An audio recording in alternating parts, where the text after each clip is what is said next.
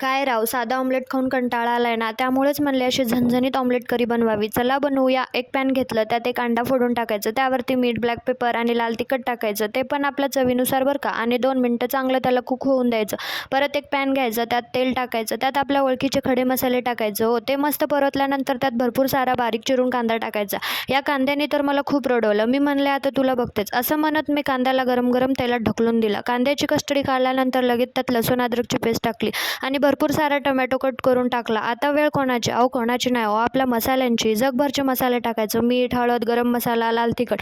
5 मिनटं ते चांगलं तेल सुटेपर्यंत शिजवून घ्यायचं.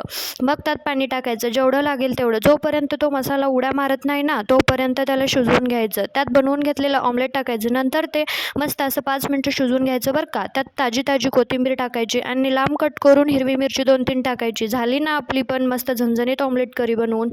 जाता जाता लाईक, शेअर, सबस्क्राईब करा.